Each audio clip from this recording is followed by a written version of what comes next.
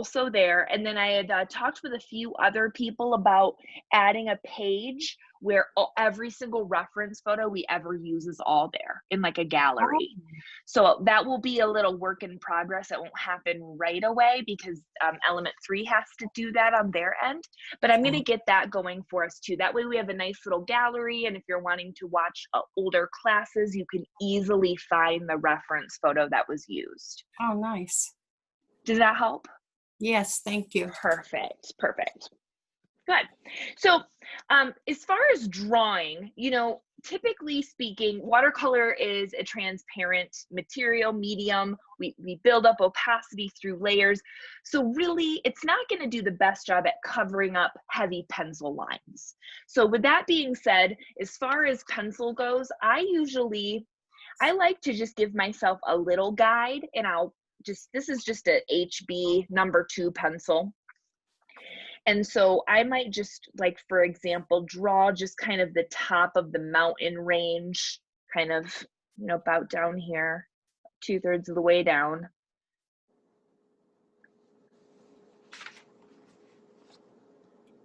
And again, it's one of those things that it's okay if it's not exact. I mean, you think about your intention. Is your intention perfect reproduction?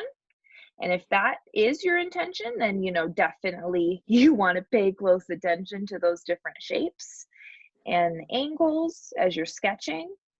If that's not your intention, and this is just sort of a loose guide, which is what I tend to like to do because I feel like it becomes my art that way, I'm just kind of loosely sketching in some mountains. And, maybe I might draw a little bit where some of the shapes of the white to the dark, because I can use dark watercolor to get rid of those lines. That would be fine. And traditionally in watercolor, you would mask your white with masking fluid, Frisket, if you happen to have it. You could also use masking tape, washi tape, rubber cement can work, or the simple act of just avoiding certain areas can work. Which when I teach high schoolers, they tend to struggle with that, but I feel like adults, we can handle that a little bit easier. So that's actually what I'm doing today. I'm not going to black out anything, but I am just kind of loosely drawing in some shapes here, just so for my own reference of the dark areas on the mountain, so I know where to leave some of the white, and that's just going to help me. So, when you're sketching, it's like you can kind of decide like what would be helpful for you to include. That's what you should include. Like, what information do you want? And again, I just am keeping my pencil super duper light. I'm just kind of squiggling the tops of these trees again, because I'll shape them with my paint. But for me, I like to have a rough kind of plan. Think of it as like like us having a skeleton, right? It's that foundation, and then you can build from there. So I almost think of it like that too. I am going to skip these little buildings and this little fence. I mean, maybe I might pop in some details later. Sometimes like some watercolor pencils can be fun to include, or some even like Micron or some other type of waterproof archival ink can be fun to pop in some details, but it's not necessary. And then down here, I especially picked this photo because I like the reflection. Yeah. Because you're painting water, but like it doesn't look like you're painting water, right? It's not that classic blue water. You've got so much happening in the little horizontal lines. And if you look close, it's like, to me, I see blues in here, dark blues, along with some of these pinks and purples. And I thought that might be fun to try to capture. So for me, I'm just gonna loosely draw like this line for the shadow in the water too. Just again, that's a helpful guide for me. It's just something I've always liked to do. Other people don't feel the need to. So I just always like to stress that, because, I don't want people to feel bad if they're like, oh, well, I need to sketch that. And, someone next to them isn't doing that, because we all work so differently. I've always been a little bit of a sketcher. I feel like for me, it improves my final product. But I have this one student right now, and he can just, you give him paint and a blank piece of paper, he just starts painting something. And he was doing this really cool squid actually, and he just started painting it. So, some people just have that and feel like they can do it. I couldn't get the picture to print, so I'm gonna have to use yours. I'm just gonna set this here for a minute so everyone can feel like they get to a good point with the sketch. I'll zoom in for you. Yep. And I'm actually going to, I forgot to do this, I'm gonna spotlight my video. That makes the recording so my video is large, and that helps. Yeah, just so any major lines or shifts in color is how I look at it. And the act of sketching, I think, is an opportunity for observation, right? Because you have to look at it to sketch. So for me, I start to think about shapes that I'm seeing, because when we start painting initially, we're just going to be painting kind of loose, light washes in the shapes that we see. So kind of as you're sketching, I'll just kind of point out a couple things to note. For example, like how dark these trees are, or how dark some of these values in the water, right? It's not going to be that dark straight away. So don't worry about getting your colors as dark as you see them right away. You're going to build up those values through washes. And I'll start in just a moment. I just want to make sure everyone has time to get a little sketch in. But we'll begin with some light washes. I tend to like to work from the sky to the middle ground to the foreground.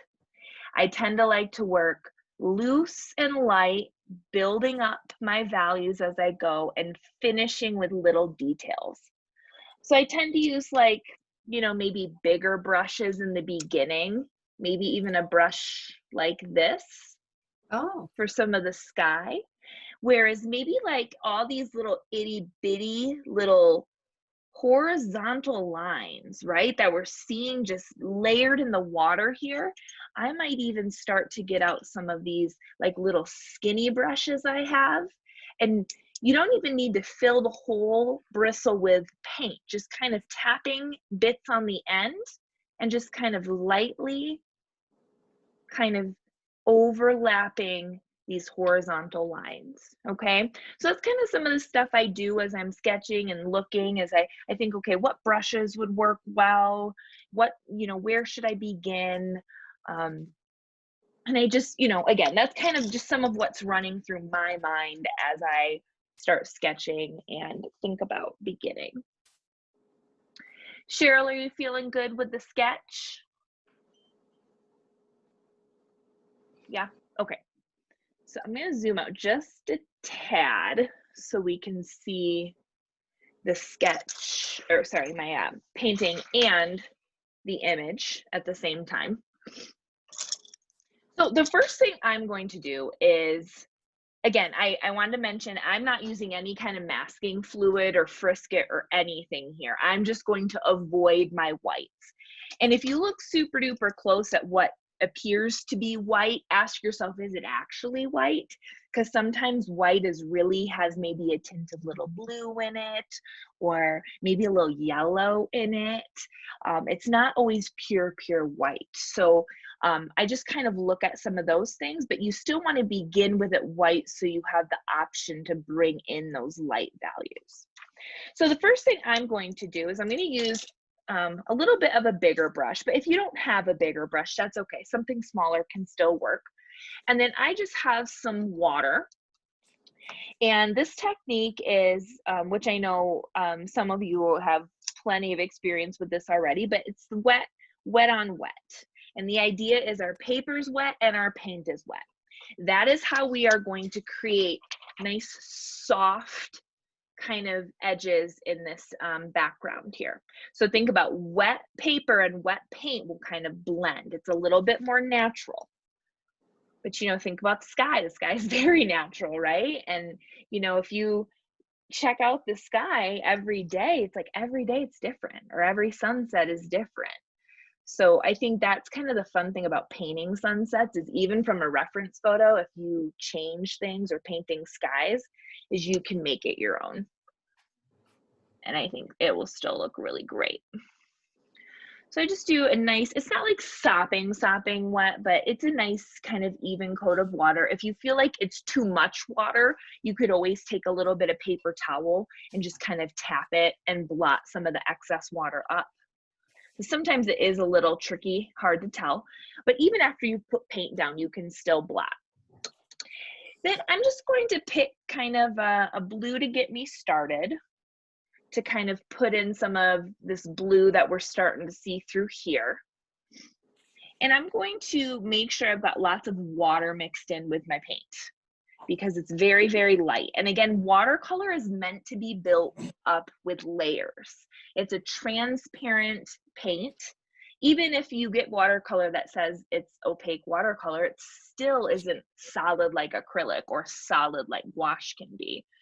So you want to work with that. That's the whole purpose of it. So I've put lots of water in, and I'm just going to kind of start tapping it into the sky. I'm just kind of gently tapping my brush down and then kind of pulling it. And that kind of creates a softness versus like doing a big stroke all the way across with heavy pressure. So, you know, think about the fact that, you know, we're trying to create these kind of soft edges. And, you know, my blue's not exact, but again, I just don't tend to worry about that too much, because I like to make it my own. But again, if you're striving for colors to be the same, that's okay. That's a perfectly good goal too. You know, you just have to decide if that's something you want to do. And I'm going to mix in just a little bit of red in with my blue to just get some of that little bit of kind of darker blue purpley color that we're seeing here. And again, this process is just very kind of light, natural. You're letting the paint do the mixing. But you can manipulate things. For example, if it pools up or there's too much water in a spot, just tap your paper towel. Or if you're like, shoot, I don't want that color there, while it's still wet, you can lift watercolor. So you can tap to remove. Something else I'll sometimes do is I'll take a soft, dry paintbrush and I'll just kind of use it to sort of lift or move or shift the paint while it's still wet on this paper. You know, kind of, you can create like cloud shapes, and I'll just kind of then tap my brush on some paper towel and kind of bring it back in, tap it on some paper towel, bring it back in. And again, these are just some of the little things that I start doing to have a little bit of control. There's that kind of, there's the bit of natural, right, where it's organic, but then there's some things you can do to kind of manipulate it. So I just spend some time on my sky with, again, beginning with these washes.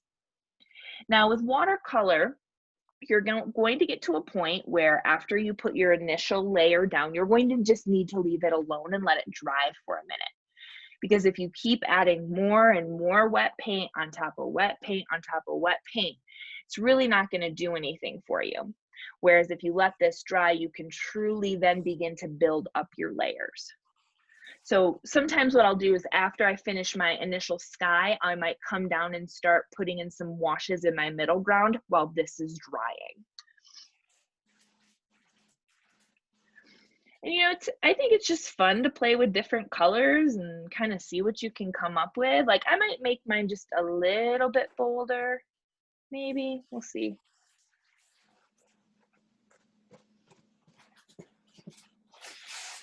But you can kind of play around with different brushes that you might have. They're going to create just different effects. And then down in here, we're starting to see a little bit of the kind of pinky, orangey color. Again, starting with just some kind of light washes to bring that in.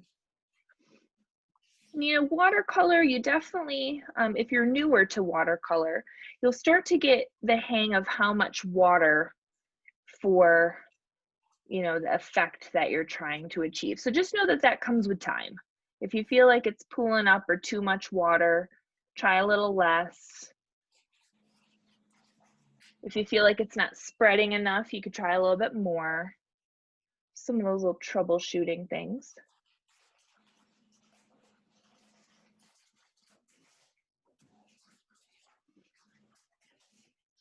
And you know, the other thing I like to mention too, if you are striving for, you know, accuracy, is we are painting with watercolor what we're seeing in a photo. And so especially, you know, if you're newer to watercolor, that can be challenging. In my opinion, watercolor isn't necessarily the most realistic paint medium.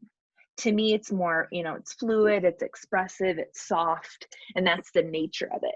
So I always think about the type of paint I'm using with what I'm painting too. You know, just because, and I say that just because we just all have expectations in our heads sometimes of what we want something to look like.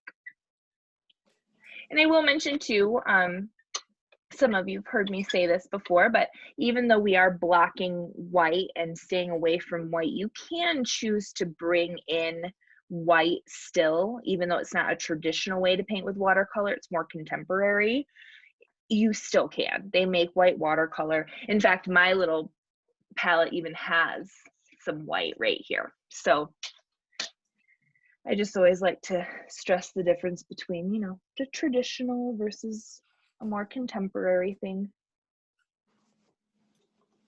But to me, it's fun too to just try different color combinations and see how you can shift the color as you're working. Just because you lay one color down doesn't mean like that's what that color is going to be. That's why building up washes like this, I think, is really fun, because you can experiment and get lots of different fun effects.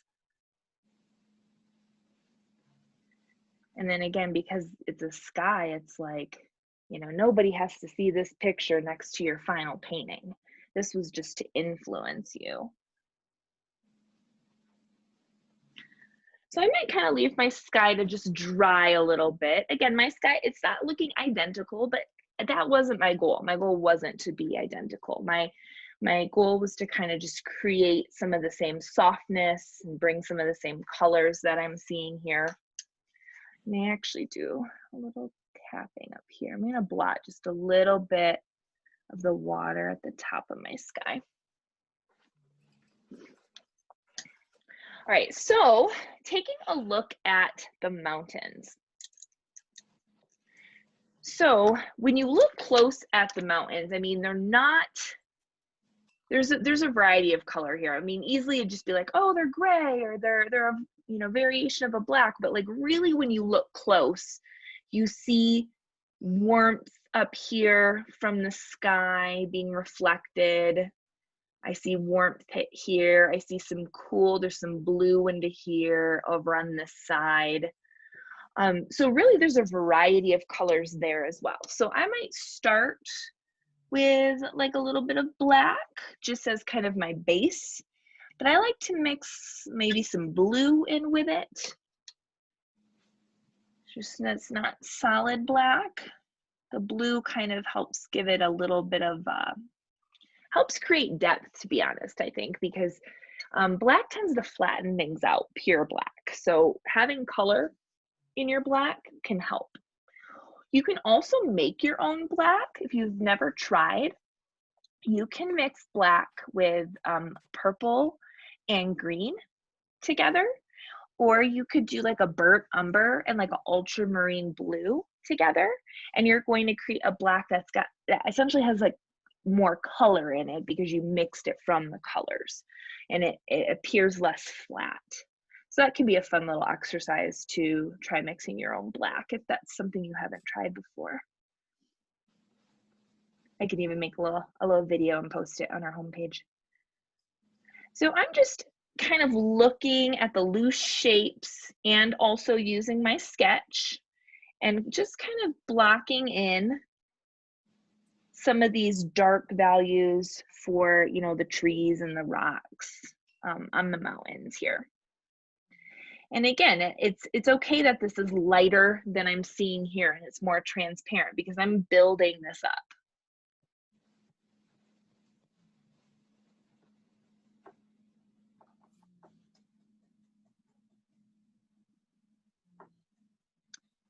I just kind of look at the shapes I'm seeing. You know, and as you're painting, if you didn't draw something and you want it to be that, you can just paint it in at this time, you know. Again, the sketch was just to get you started.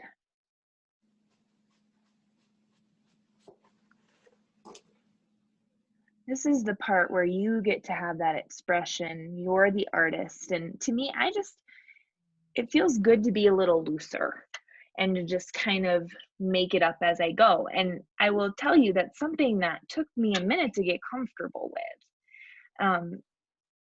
You know, I think when we're kids in school, we're told, you know, it should be this way, it should be this way. And, you know, you're maybe shown an example from your teacher with the expectation that this is how it should turn out.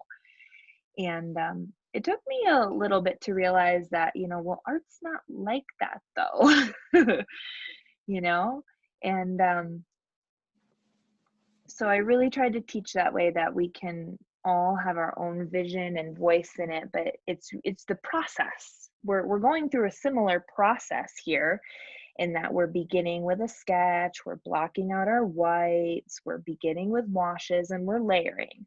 So really it's the process. And the more you get comfortable with process, the more you're going to get comfortable with trying new variations, essentially like breaking the rules, you know? Yeah, and don't be afraid to be experimental too. I would also say I learned a lot just by trying stuff and saying to myself, well, what would happen if I did this or mixed this with this?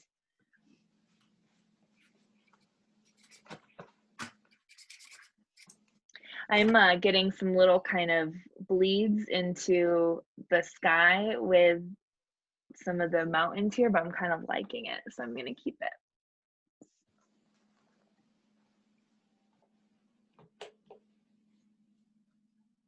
And then, you know, really I could use the same color to block in those trees as well.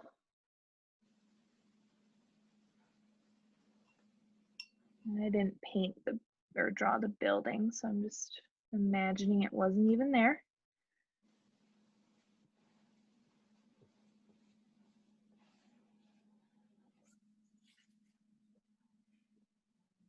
Funny, once I started painting and drawing like landscapes, now I feel like everywhere I go, I just think, ooh, how would I paint that? Or how would I draw that? Or what colors would that be? Or, you know, I think my favorite thing about art in general is just how the more you make it, the more it just changes the way you look at the world.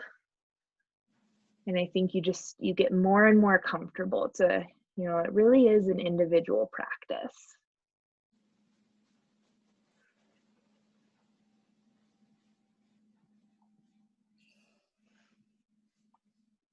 All right. So, you know, now I'll just kind of look around, and, you know, there's some of these smaller little kind of shadows and trees that we're seeing in the mountains. So like the tip of the round brush works really good. You can, in fact, I mean, sometimes it's like you could do an entire painting. Like if you're gonna have one brush that's like round, there's a reason like these brushes will come with watercolor sets often. Because if you're gonna have one, it'd be the one you'd want. But using, you know, and it's just because it's versatile. You can use just the tip of it in your paint and sort of tap to create some smaller textures or to get into some smaller spaces versus, you know, using the side of it or curving it. So that's the fun things you can do. And again, because mine's just loosely based on this, I want to capture basically the essence of it, right? Or capture, you know, a version of what I'm seeing here, or I'm interpreting it in a way. I mean, that's really what you're doing when you're making art and we're looking at something, we're interpreting it in a different way.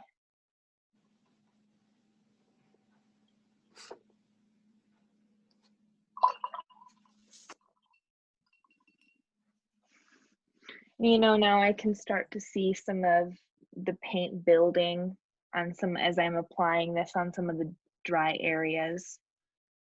To me, that's when the really cool stuff starts to happen. When you start to add that contrast, because then contrast helps create depth. And again, just even a thin layer is just already darkening this up for me. I'm just using, again, some black, and it's like an ultramarine blue that I'm using. Any kind of blue can be nice.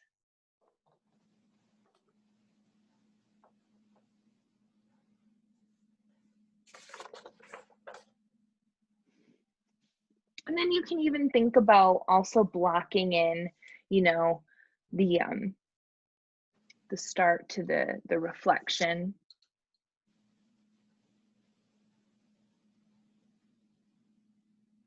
And just kind of be aware that, you know, there's that little, it's a little bit lighter as it goes back.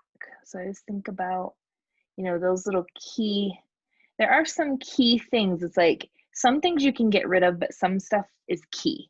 And I mean, like how this is light back here, light through here, dark through here. It's like that's the stuff you do want to match.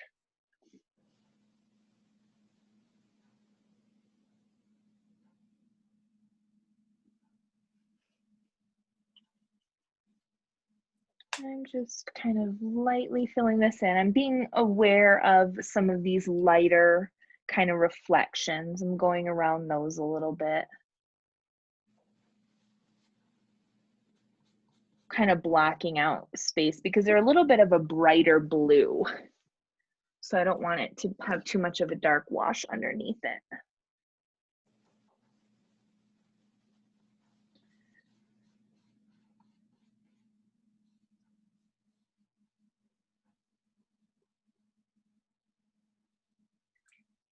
And I will also say, like, watercolor, you know, it's a medium that can take a while. Truthfully, this like painting, I could spend several hours on easily. And I think, you know, sometimes it's nice to, you know, get started and then take a break and come back to it. So, you know, I'd encourage anyone too, if that's something you feel like you want to do, like you're not going to finish today, because I definitely won't finish mine today. But if you don't finish yours today, you know, I would encourage you to finish it and send a picture of it to me. You could just email it to me.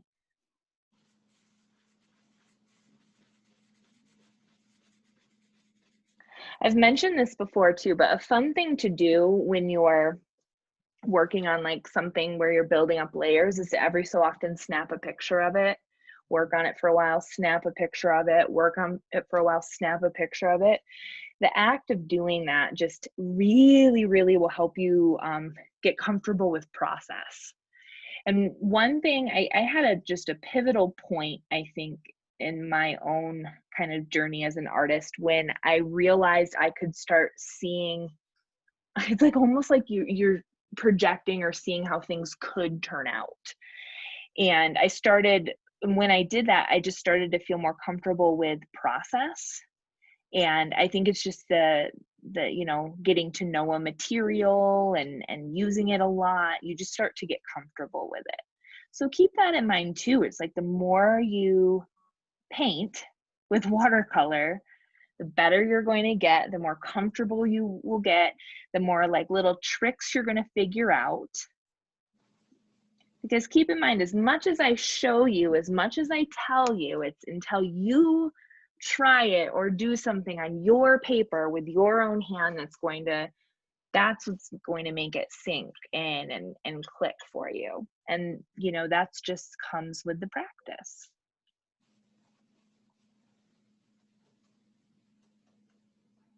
But landscapes, I think, are just a really nice way to practice watercolor. It's why I often choose them for watercolor when we do our classes, is just because there's an opportunity to manipulate and change a lot kind of in a safe way because it's nature and because it's an organic thing and because trees all look different. So who cares if mine's slightly different, you know? So you could, you know, depending on where your sky is at, you could kind of let things dry here and come back into your sky if you needed to kind of bring out some more definition. Like when you're looking at some of the clouds, how we're seeing some light areas, some highlights, you could kind of start to pull that in. So maybe I would use a little bit of a smaller brush. Let me see which one.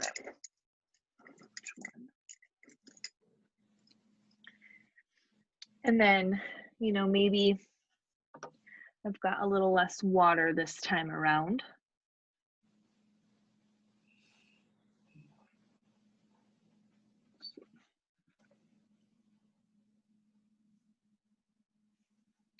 And I can sort of bring some of that color in.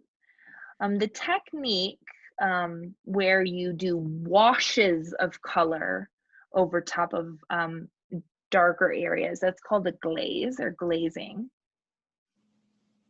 But you can just glaze kind of watercolor into other colors. And because you can take water and you can sort of, not as much as gouache, but you can essentially blend the newer watercolor into the dried watercolor, just kind of with some water and kind of swirling your brush around. You know, I think about that too, is like what, there's a little brush here. There we go. I kind of think about like what direction am I moving my brush around, you know? Is it back and forth? Am I kind of scumbling? You know, I think about the motion of the brush and how that's going to affect the texture of what I'm painting.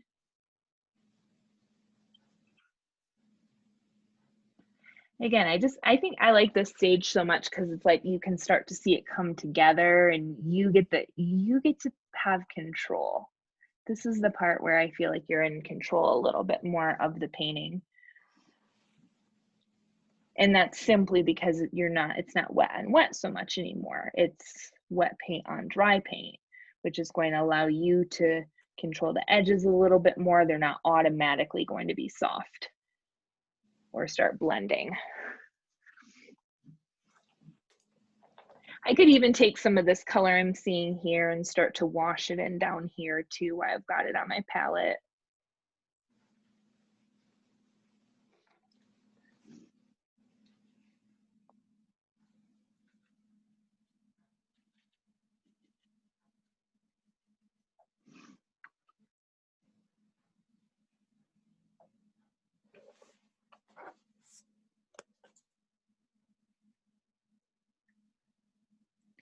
But you can, you know, I think hopping around, and I've talked about this before too, of course, but hopping around is helpful with watercolor because you do need to sometimes just let areas be and leave them alone because you don't want to overwork them.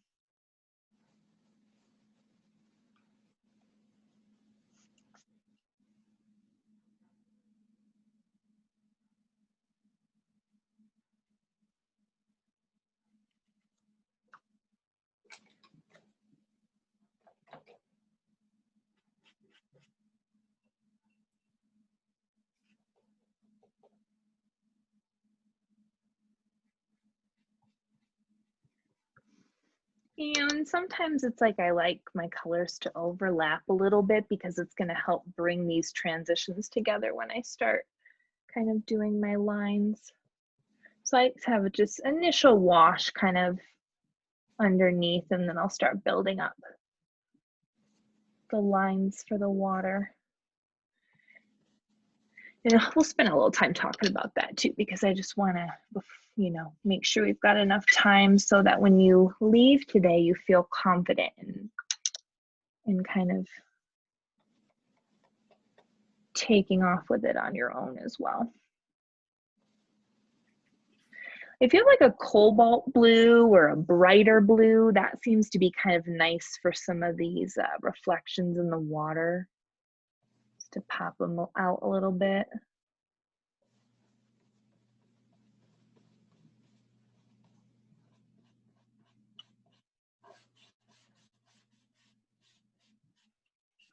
You know, just remember, traditionally warm colors tend to come forward while cool colors tend to recede. There's always exceptions to those rules and how we see things, of course, but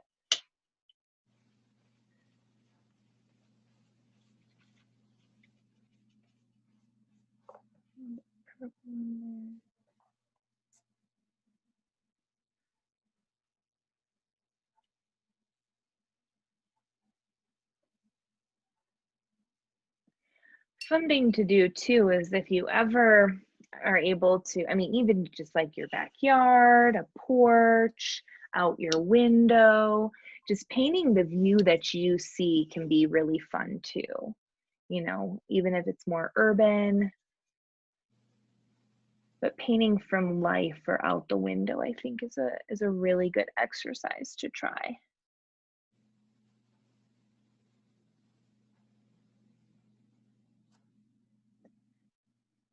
And maybe try different times a day and you'll get to understand the light. And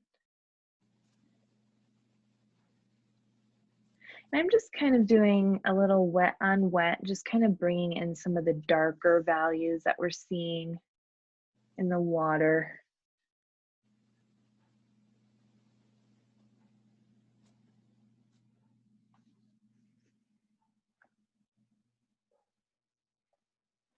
And sometimes I'll do kind of looser lines first, and then I'll kind of come back with some of the finer lines and layer those on top. That I think helps create depth as well, in addition to the different values that we see.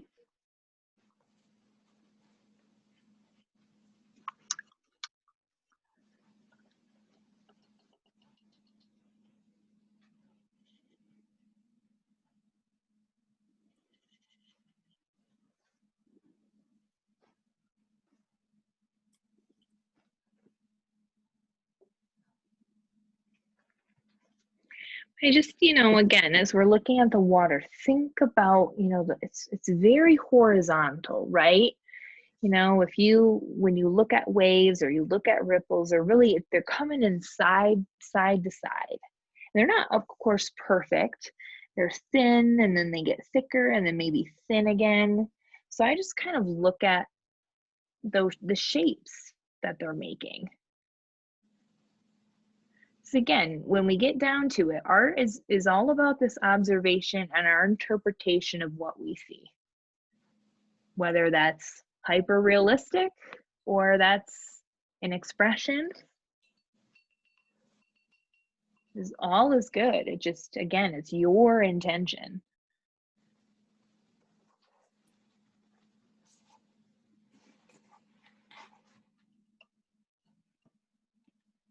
A little bit more warmth.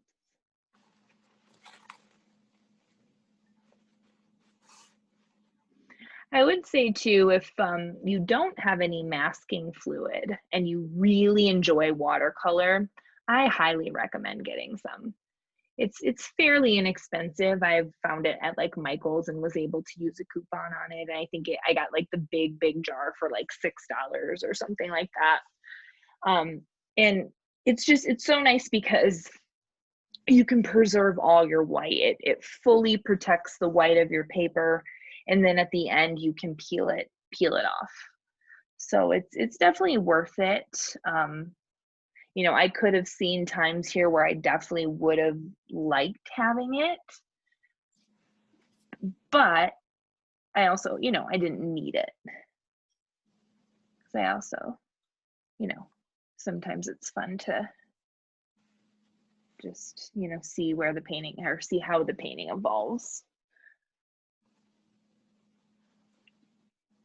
Maybe come back in here and I'm going to start building up some more of this value I'm seeing in the mountain. And there's more of those little dots. That's going to let this kind of dry a little bit for me. And then once this dries, I can kind of bring the shape of the mountain a little bit more into here through layering of little lines after this kind of dries. But right now, anything I paint on here, this is just so wet, it's just gonna all blend together. So I just need to leave that alone for a minute. So I can come work in another area. This is also sometimes where I might have a couple paintings going on at the same time. I've talked about that a couple times before too, but that way if something's wet and you're like, I'm still painting, I'm still in the mood to paint, I don't want to stop, you can kind of hop back and forth between a couple paintings. You know, maybe I'll do like one here, one here. Sometimes it's fun to do different views of a similar landscape.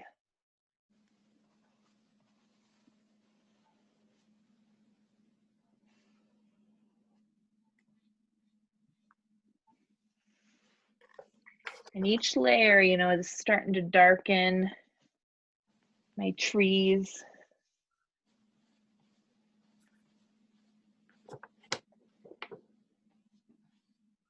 I can get in there with a little brush and get kind of the shapes and the little bristles will help create the branches.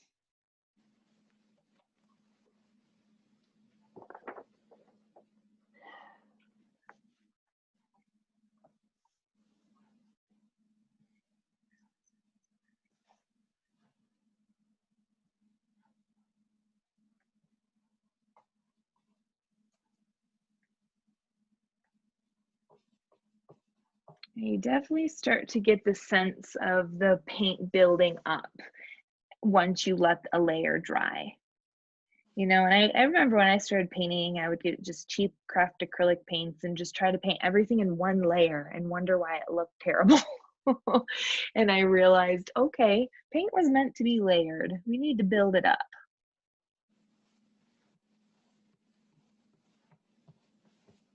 And now I find a lot of joy in that process of building up my paint.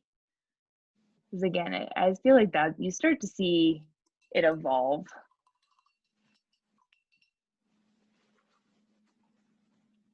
Because when I pop contrast here, I can start to differentiate, right, the mountain from this tree line, like in the photo here.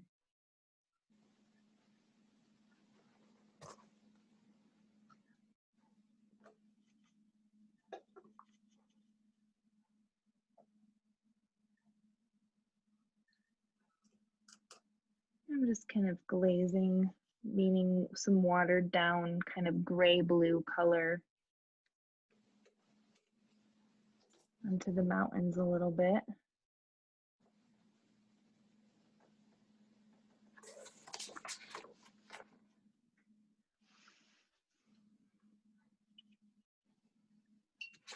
A little bit over here.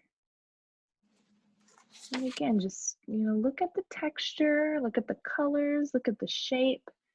You know, the other thing it's good to do is to step back, to, you know, stand up or hold it back and look at it from a distance too, because remember, you've been up close and personal with it for the past bit.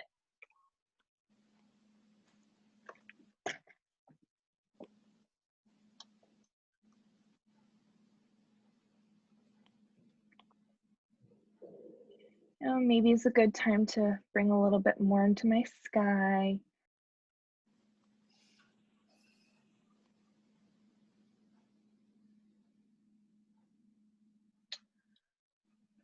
The other thing I'll mention, if you're noticing your water is getting really dirty, don't forget to freshen it up.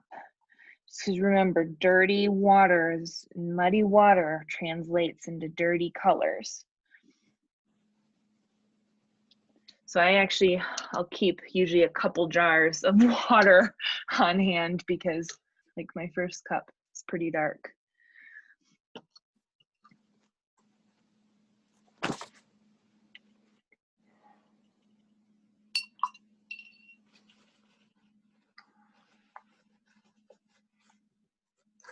But just kind of, you know, tapping a little bit more color, I can start to pick up some of the edges of these clouds a little bit more. And mine are a little bit bolder than what we're seeing in the photo, but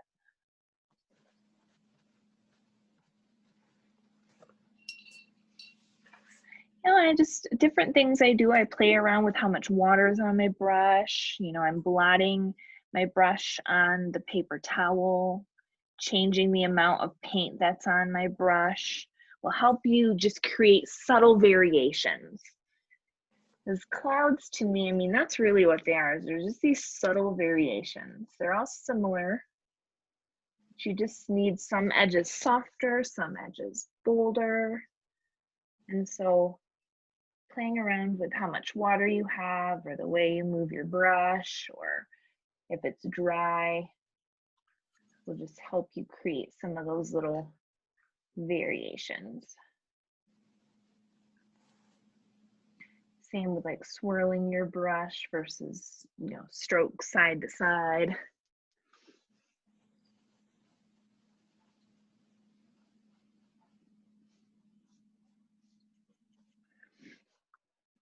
So, keep in mind that, as I know, like you might not finish today, as we only have a little bit of time left, but keep in mind watercolor is a process and it's going to evolve. And the other thing is, and I know some of you've experienced this already, but when you take a break from something, you step away for a little bit and come back and look at it with fresh eyes, oh man, like it can make a world of difference. And, or even just freshen your perspective or make you see things a different way, or, so just keep that in mind if you're feeling ever like you're stuck or you don't like it. And I just also would say treat every experience as a learning experience too, because even, with art I make, and guess what? I still make art that I don't like the outcome of it. It happens. It happens a lot less than it used to because I have a lot more skills now and kind of know what I'm trying to do, but it happens. And when it does, I just try to remember what I learned from it. And if I were to start that thing over again, how much better would it be that next time? And I would say that even of this painting, if I scrapped this one and began it again, there's a good chance my second one I might like way more. And that's just because I've spent time with this. I've learned a lot about the shapes, the colors, and what I'm seeing. And I learned it by doing this. So if I take what I learn and apply again, it's like, imagine how good that could be. That's why I say pick a subject in art that you love, that you don't mind repeating. I think repetition is really, really important for, any skill, of course, to get better at, but I think especially drawing and painting. Again, I can think about moving my brush kind of little strokes and kind of starting to layer those to create some of the effect that we're seeing in the water.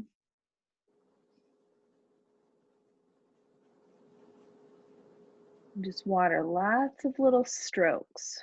Water is sort of deceiving to paint, I think, because you're not really painting water. You're just painting washes of color and little lines.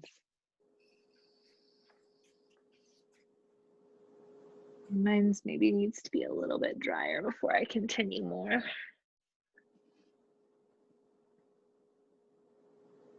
Well, we've got about 4 minutes left.